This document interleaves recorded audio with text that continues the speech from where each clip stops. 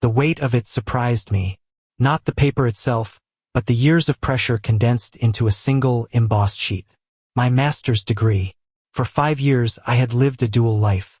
By day, I was a structural engineer for the city's urban search and rescue team, a job of cold calculations and unforgiving physics. I spoke the language of load-bearing walls, tensile strength, and pancake collapses. My world was concrete, steel, and the silent, brutal math that decides if a building stands or falls. By night, I was a student, hunched over textbooks, fueled by cheap coffee and the relentless ambition to be better, to know more, to climb the ladder. The graduation ceremony was meant to be the final, satisfying entry in a long and exhausting ledger. It was the validation, the public acknowledgement that all the sacrificed weekends, the missed birthdays, the bleary-eyed mornings had been worth it. My world was orderly, predictable, and, if I'm being honest, a little gray. I found comfort in the certainty of numbers because people were messy, unpredictable variables. I could predict the failure point of a steel beam to within a decimal place, but I couldn't guess what my own sister was thinking. So I stuck to what I knew. My boss, Mr. Davies, was a man carved from the same granite as the buildings he sent us into. He managed by spreadsheet and measured success in response times and budget adherence. He appreciated my work because I was like him. Efficient, detached, and allergic to drama. To him, my master's degree wasn't an academic achievement. It was a new certification that made our team look better on paper. "Glad that's finally done, Miller," he'd said a week before. Not as a congratulations, but as if I'd finally fixed a squeaky hinge in the office. "Now you can be fully focused." I didn't mind.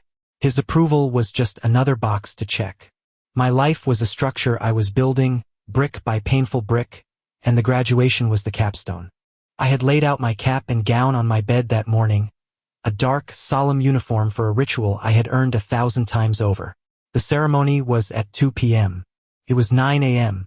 I had time. I was tracing the letters of my name on the diploma when the phone rang. A shrill, familiar tone that always meant the orderly world had just been torn apart. It was Davies. "Old tenement on the east side," he said. His voice clipped, devoid of any preamble. "Gas line explosion. Partial collapse. We're spinning up." My heart sank, a heavy stone in my gut. "How bad?" I asked, already pulling on my steel-toed boots. "Bad enough. Pancake on the north wing. It's an old one, Miller. Brick and timber. A real house of cards." There was a pause. "Look, I know what today is. The B team can handle the initial assessment." It wasn't an offer. It was a test. The B team was competent, but they were cautious to a fault. They would rope off the area and wait for it to collapse further.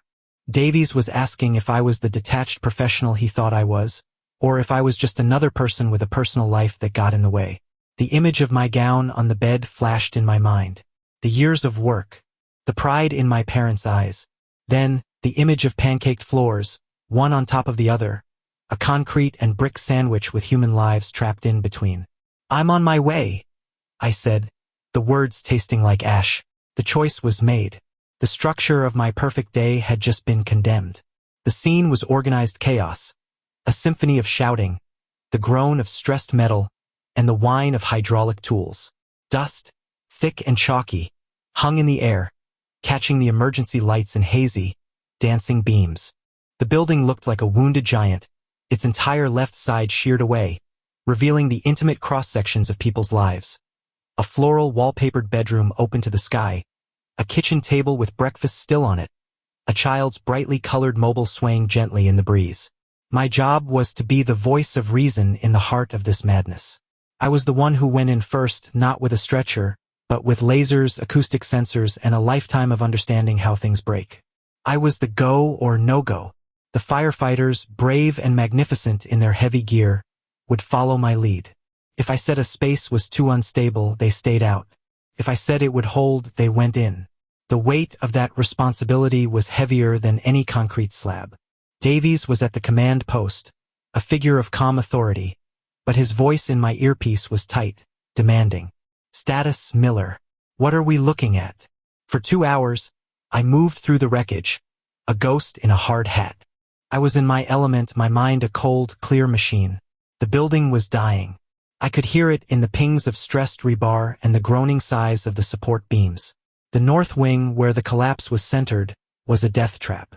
The initial explosion had compromised the central load-bearing columns, and the whole section was balancing on a prayer. My instruments confirmed it.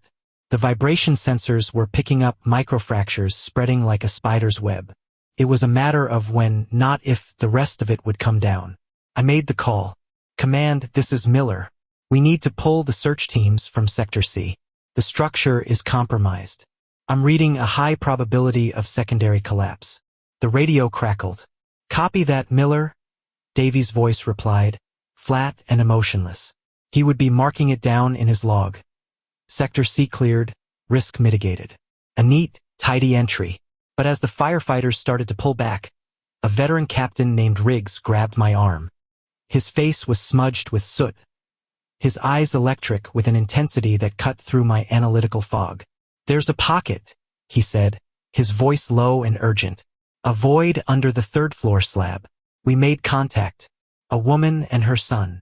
I shook my head, already preparing my technical explanation. Riggs, the whole slab is unstable. The floor joists are shot. It's sitting on nothing but rubble. I know what the books say, Miller. He shot back, his gaze unwavering. But I'm telling you, they're in there. Alive. I felt a surge of irritation. This was the variable I hated, the human element that ignored the math. It's too dangerous. We pull them out and the whole thing could come down on all of us. My job is to prevent more casualties, not create them. He didn't argue. He didn't yell. He just looked at me, his eyes holding a universe of experience I couldn't quantify. Her name is Elena. Her son is Leo. He's 6. She's been singing to him. You are my sunshine. Non-stop for 2 hours, so he doesn't hear the building creaking. The words hit me harder than a falling brick. Singing. In a dark, crushing tomb, a mother was singing to her child. It was the most illogical, irrational, and profoundly human thing I had ever heard. It was an act of defiance against the physics I worshipped. Talk to her, Riggs said, holding out his radio handset. Just listen.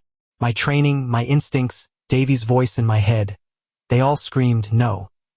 It was a breach of protocol. I was supposed to remain detached. But I saw the gown on my bed again, a symbol of a world that suddenly felt sterile and small. I took the radio. My hand was shaking. Elena, this is Alex. I'm an engineer. I'm looking at how to get to you safely. The voice that came back was weak, trembling, but impossibly clear. Hello, Alex. It's dark in here.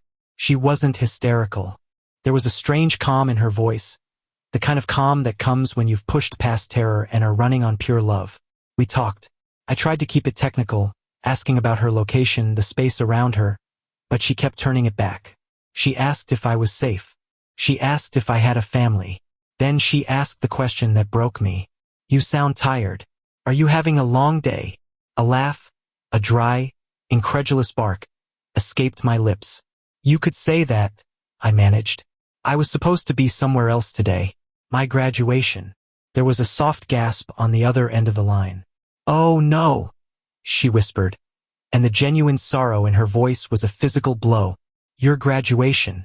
I'm so sorry. In that moment, the world turned upside down. I was the one in the sunlight, with air to breathe and a solid floor beneath my feet. She was trapped under tons of rubble, her life hanging by a thread. And she was sorry for me, for my missed ceremony. A little voice piped up in the background, muffled but clear. Mommy, ask him if they found my red car. Elena's voice returned, thick with unshed tears. My son, Leo. He's worried about his little toy car. He thinks it's lost. A toy car. A graduation. You are my sunshine. These were the things that mattered in the dark.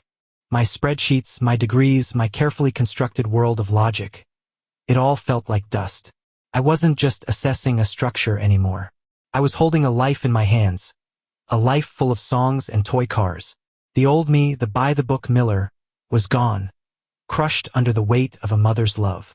I looked at the unstable slab, at the tangled rebar and fractured concrete, but I saw it differently now. I wasn't looking for reasons it would fail. I was searching desperately for any way it could hold. And then I saw it. A sliver of a chance. A ridiculously dangerous, textbook-defying idea. It involved using a hydraulic spreader not to lift the slab, which would trigger a collapse, but to shift the load sideways just a few inches onto a section of a sheared interior wall that looked, against all odds, stable. It was a 1 in 100 shot. Davies would never approve it. It was a career-ending move if it went wrong. I keyed my radio to the command channel. "Command, this is Miller. I'm changing my assessment. I have a plan to reach the survivors in Sector C." The silence on the other end was deafening. Then Davies' voice, colder than ice. "Explain." I did. I laid out the insane, fragile logic of it.